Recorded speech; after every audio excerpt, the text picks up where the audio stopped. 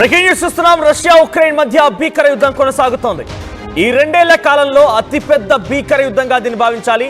సుమారుగా 472 డ్రోన్లను ఉపయోగించి Russia Ukraine ని అతలాకుతలం చేసింది. ఇంతకంటే ముందు ఉక్రెయినే ముందుగా రష్యా పైన భీకరంగా దాడులు చేసింది. ఏకంగా ఒక ప్రత్యేక కంటైనర్లలో ఈ డ్రోన్లని అమర్చి ఉక్రెయిన్ రష్యాకి తరలించింది.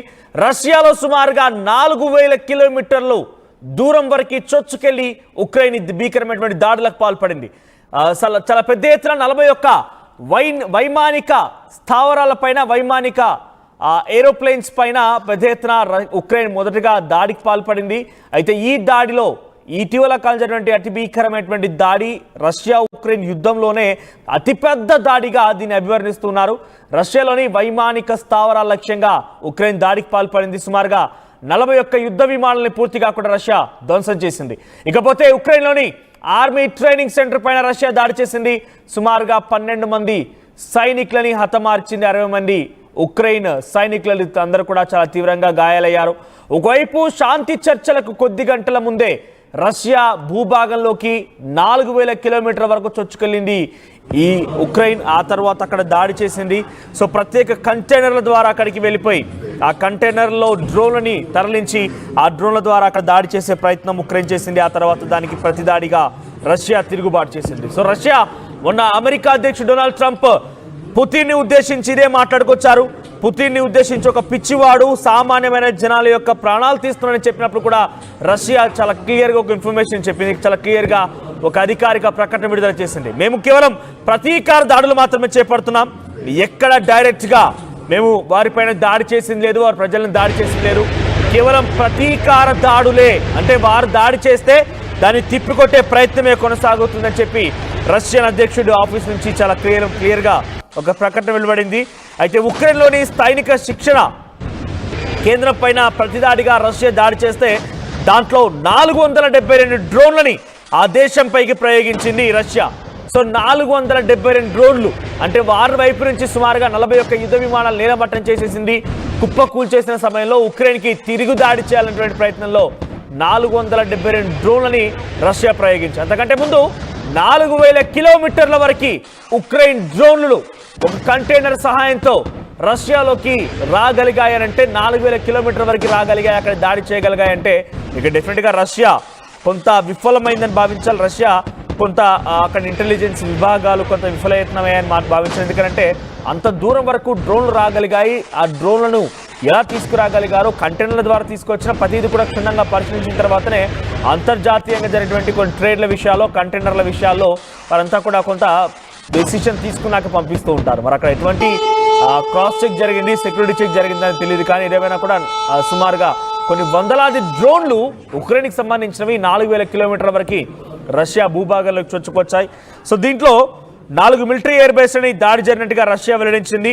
ఉక్రెయిన్ సెక్యూరిటీ సర్వీసెస్ చేపట్టిన ఈ ఆపరేషన్లో TU-95, TU-22 M3 బాంబర్లు, కీలకమైనటువంటి A-50 ఎయిర్ క్రాఫ్ట్లు ధ్వంసమైనట్టు తెలుస్తుంది. 41 ఎయిర్ క్రాఫ్ట్లు రష్యా భూభాగంలోకి ఉక్రెయిన్ వచ్చి దాడి చేస్తే రష్యాకు సంబంధించిన ఎయిర్ క్రాఫ్ట్ ధ్వంసమై మీరు ఫస్ట్ విజన్లో చూస్తుంది. ఆ దృశ్యాలు ఒకసారి ఫుల్గా మీకు ప్లే చేసి చూపించే ప్రయత్నం చేస్తాను.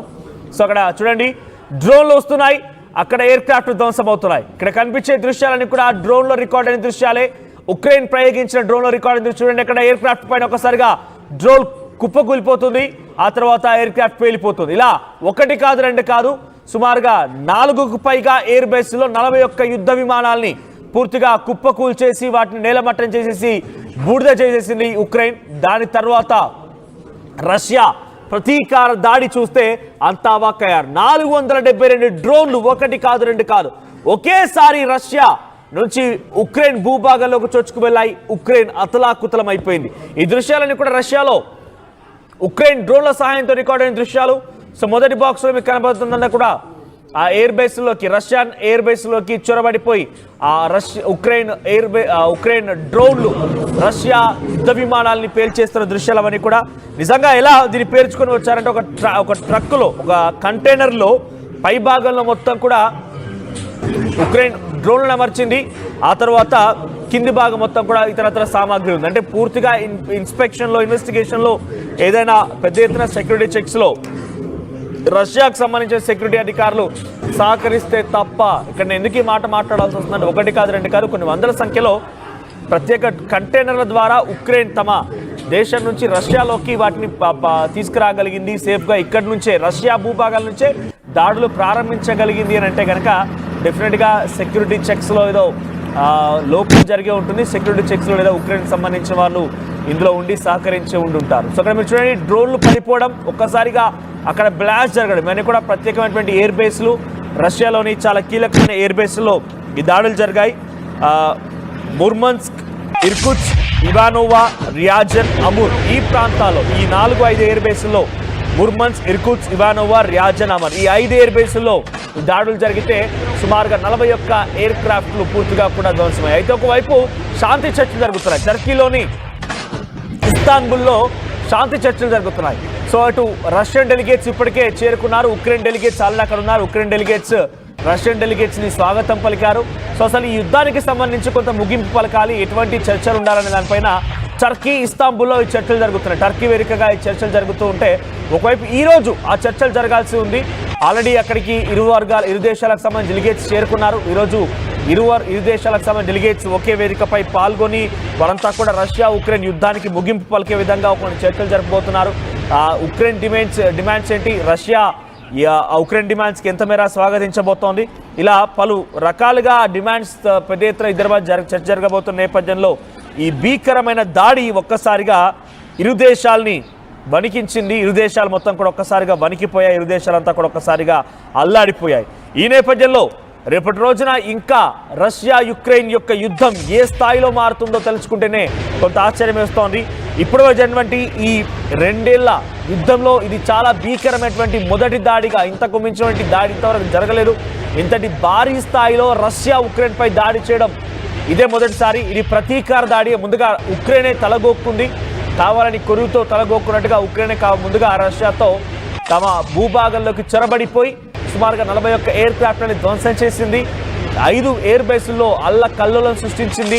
చాలా చోట్ల వంతెనలు కూడా మీకు ఆర్టీవీ స్క్రీన్ పైన చూపిస్తున్న దృశ్యాల్లో కొన్ని చోట్ల రైల్వే ట్రాక్ల పైన దృశ్యాలు కూడా చూపిస్తున్న రష్యాలోని కొన్ని ప్రాంతాల్లో రైల్వే ట్రాక్ల పైన కూడా ఈ డ్రోన్లు ప్రయోగించడంతో మార్గ మధ్యలోనే రైల్వే ట్రాక్లు మొత్తం కూడా డిస్టర్బ్ అయిపోయి ట్రైన్స్ మొత్తం కూడా ట్రాక్స్ పై నుంచి తప్పిపోయి సుమారుగా అక్కడ కూడా చాలామంది మరణించారు. సో రష్యా ఉక్రెయిన్ పైన చేసిన ప్రతీకార దాడికి సుమారుగా అక్కడ ఉక్రెయిన్లో 12 మంది సైనికులు మరణిస్తే 60 మందికి పైగా చాలా తీవ్రంగా గాయాలయ్యాయి. ఇంకా ఈ రష్యా ఉక్రెయిన్ యుద్ధం ఇక్కడితో ఆగేలా కనిపించలేదు. అయితే ఉక్రెయిన్ అమెరికా కలిసి రష్యాను ఓడించబోతున్నాయంటే ఎస్ నిజమే కాబోలు. ఎందుకంటే ఉక్రెయిన్ అధ్యక్షుడికి మొదట డొనాల్డ్ ట్రంప్ కొంత వ్యతిరేకంగా కనిపించాడు.